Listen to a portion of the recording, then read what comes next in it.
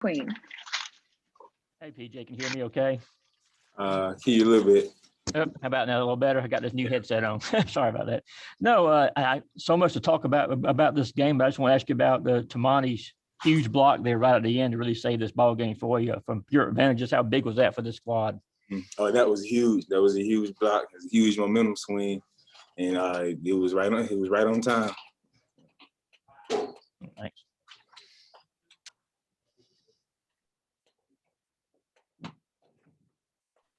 Henry, do you have a question? Hey, PJ. How were y'all able to manage the turnovers? I know y'all had a lot compared to Vanderbilt, and what were you able to do with that? We just played to the best of our ability. Some things you can't control, so you just got to go get to the next play. And I feel like once we got to the next play, realize that if you got to take it one step at a time, everything started clicking.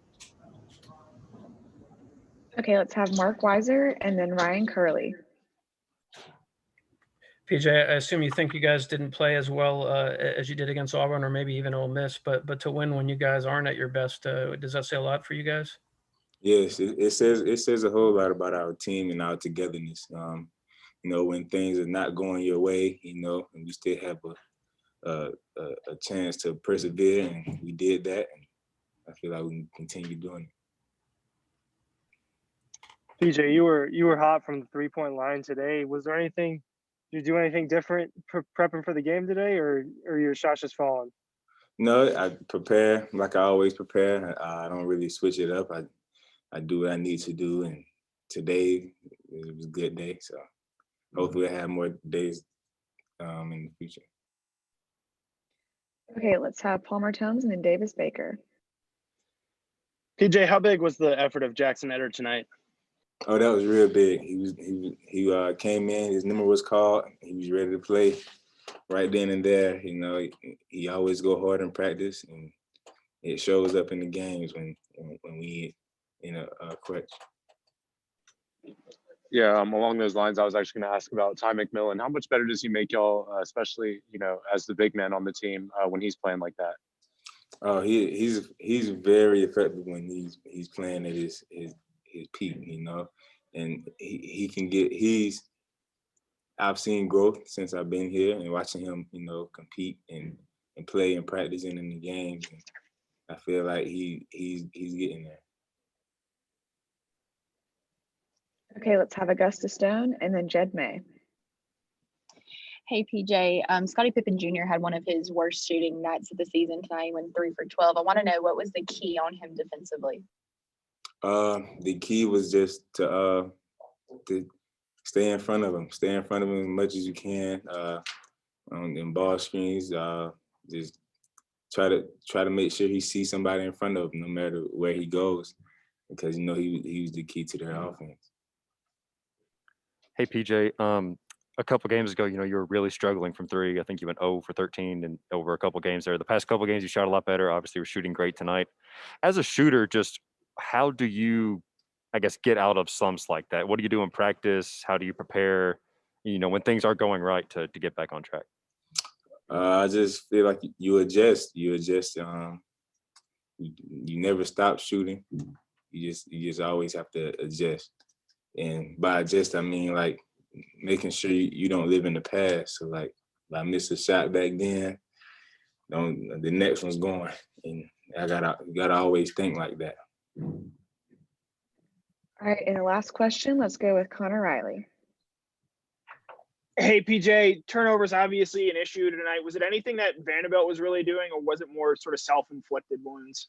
A lot of it I feel like was self-inflicted. I mean, a lot of stuff that we could control, and some of it was just not being able to get there. But on the up and up, we got better today, and I feel like we are together, and we as in one, we can be able to do anything. All right, thanks so much, PJ. And now we're going to be joined by Jaxon Etter.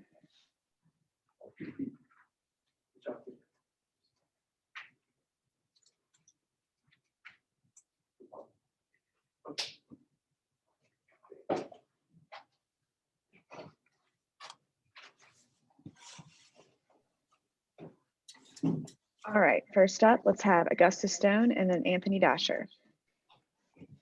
Hey, Jackson, I want to know, what are your thoughts on Tumani's big block to end the game, and what does it say about his potential? That was crucial. I mean, Tumani shows up and makes big time plays. You know, he knocked down 2 clutch free throws, and then, you know, got to play the game block. You know, I mean, his potential's through the roof. He works harder than anybody I've ever met. So, and he's an awesome dude. So, one of my boys. Hey, Jackson. Obviously a lot of minutes tonight, 7 points, but you know, maybe even more than what you scored. It seemed like it was the energy that you brought, you know, to the court tonight. Can you just kind of, you know, kind of talk about the aspect of it and when you're in the game, why that's so important for you to kind of bring it like you did tonight? Yeah, you know, I mean, it's with the help of my teammates and the bench. You know, if I don't feel their energy, then there's no energy coming out of me. And so it was a team win.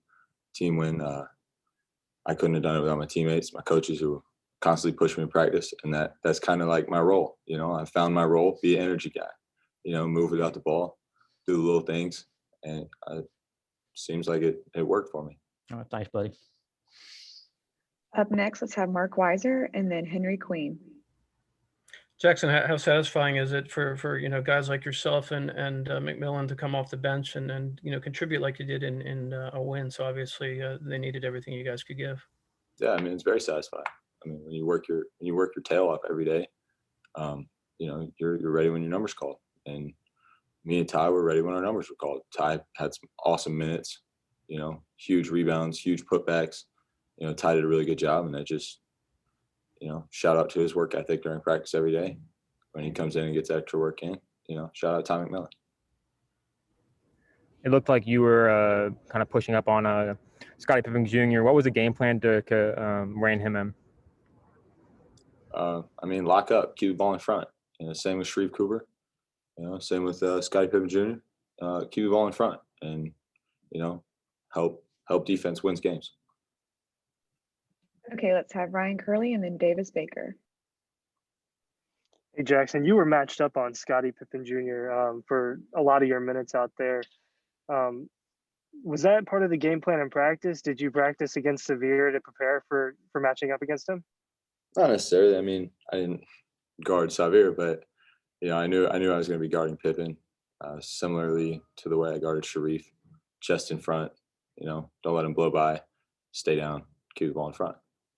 You know, I lock in on those keys and then put it to good use. Hey, Jackson, just want to know how you mentally stay locked in from games where you might not see the floor to tonight when you're a crucial part of the second half effort. Just how do you mentally stay prepared?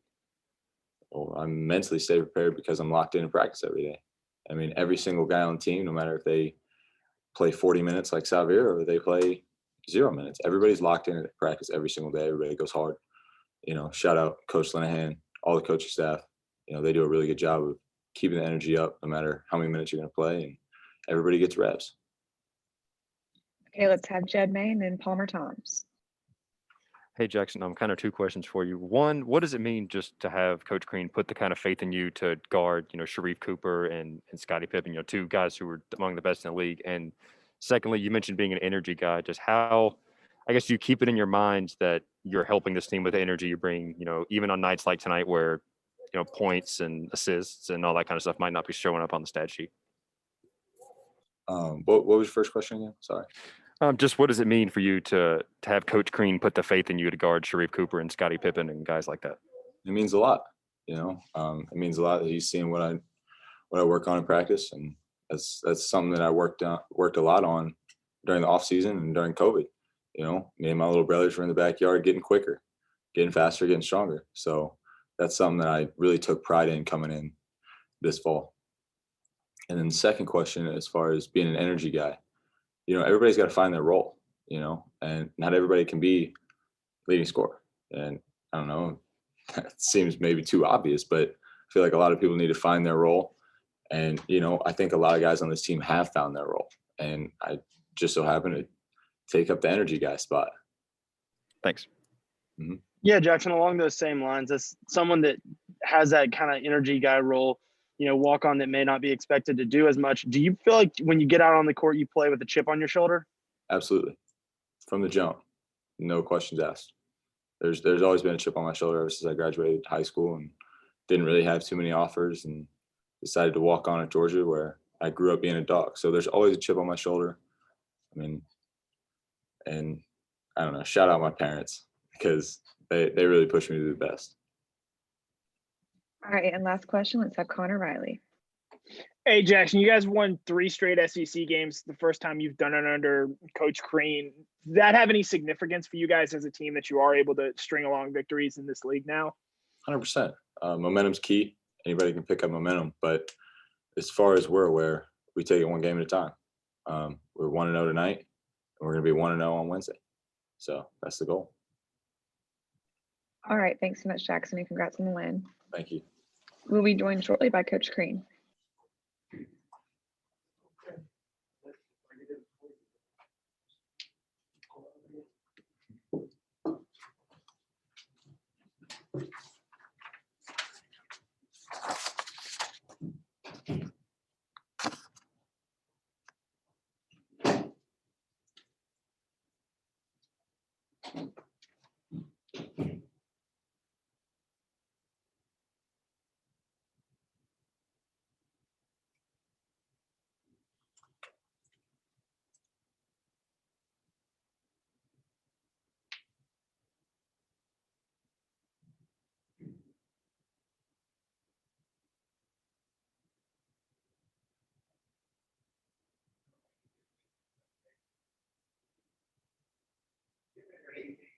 Played 7 games. So when you start the job, you ever started? All right, I'm here. All right, guys, let's start first with Anthony Dasher and then Henry Queen. Hey, Coach, obviously a lot to talk about with this one, but you had to fight through some stuff today. And then Tamani gets just a tremendous block there at the end. Just that kind of moment, how that kind of really kind of sealed things for him. Just him to be in that position to make that play. He made a great play. He really did. And he didn't let the disappointment of a missed free throw. I thought he guarded extremely well, especially out on the perimeter. He's got to do even more with his blocking out. We gave up a couple offensive rebounds.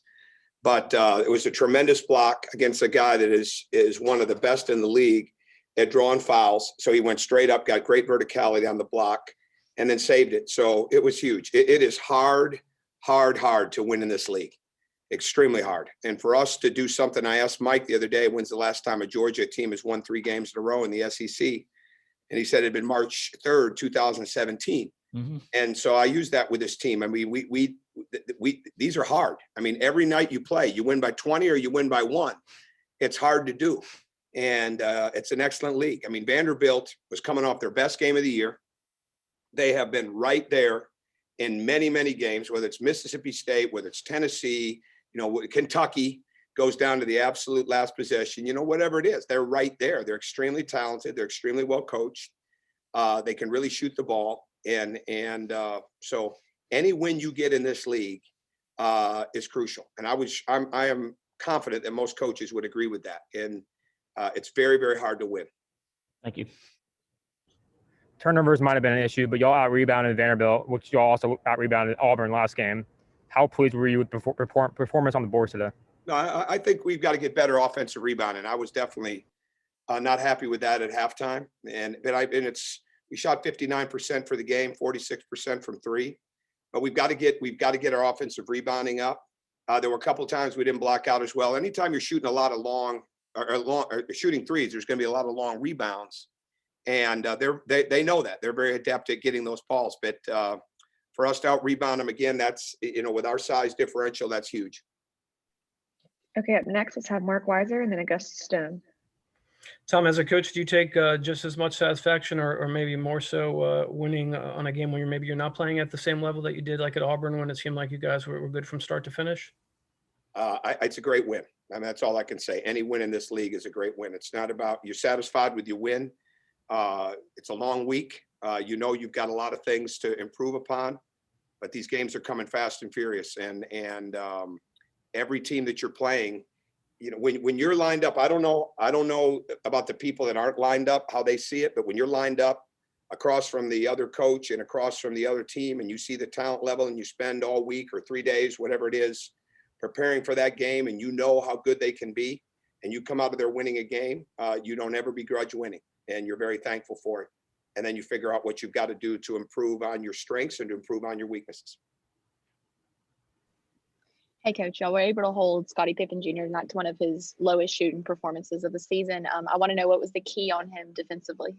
Staying in front. He creates angles. He does a great job of drawing fouls. Unfortunately, he got the same amount of free throws. He's very, very adept at creating contact.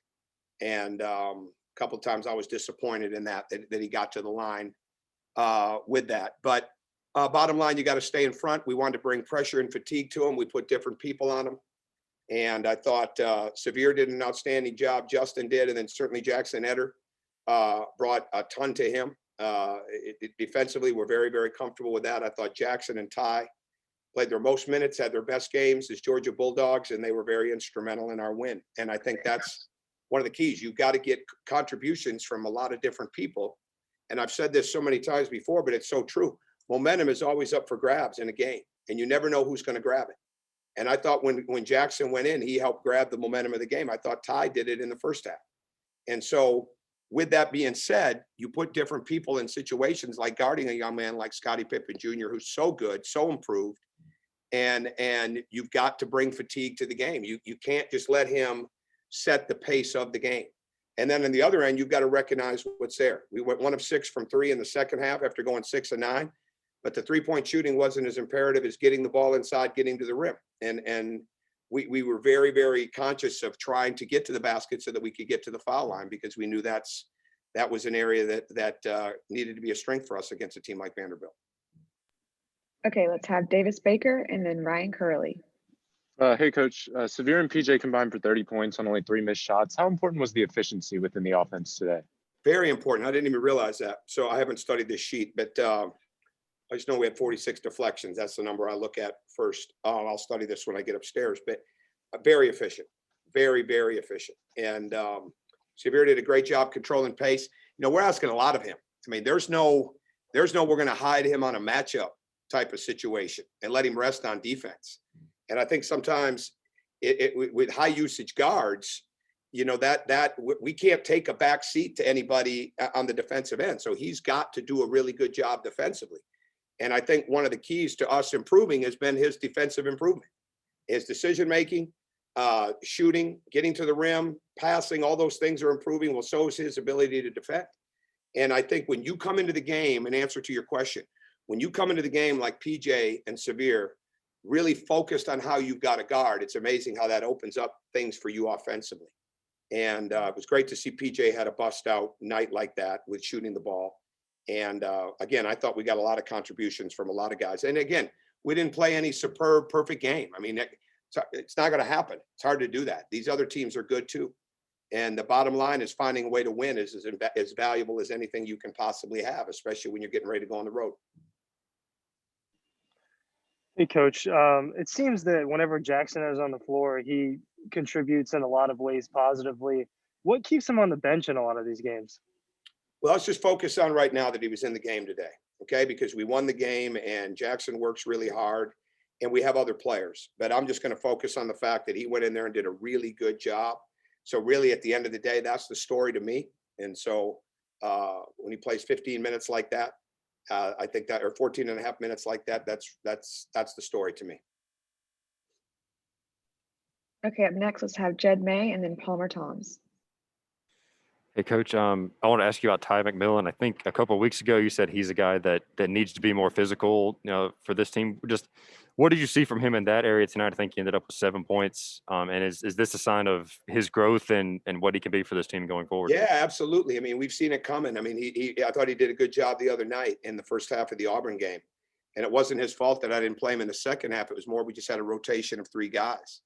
And it's important. I mean, we've got some guys that are doing a good. Ty Fagan's been outstanding. It wasn't a great night for him. It wasn't a great night for KD, even though those guys did a lot of good things. Justin made shots late. There were certain times he didn't make shots in the middle. You just got to keep finding your depth to come alive and impact the game when they go in. And I think when Ty strings together really good practices and he strings together impacting his teammates and he's having fun and he's playing with some confidence, he can help our team. And I think this is a good step for him. It's been his best week.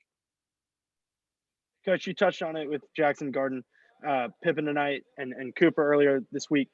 Is there something in particular you saw in him this week in practice that gave you the confidence to match him up with those two great players? No, not at all. I think if you remember, we put him in late in the game in the Samford game, and he made a big layup. No, it's not that at all. He's a play-on-demand player. He's ready every time he's asked. Christian Brown's been banged up. Ty Fagan plays a lot of minutes. KD's eligible now.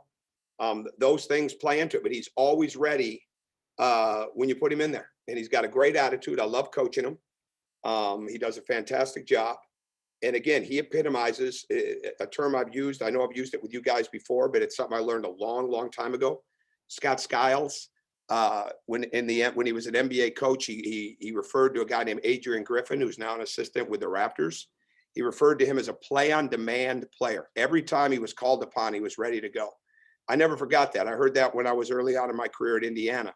And I always use that as a reference point with players. Well, if we were going to put a poster up for that right now on our team, Jaxon Etter would be the epitome of play on demand.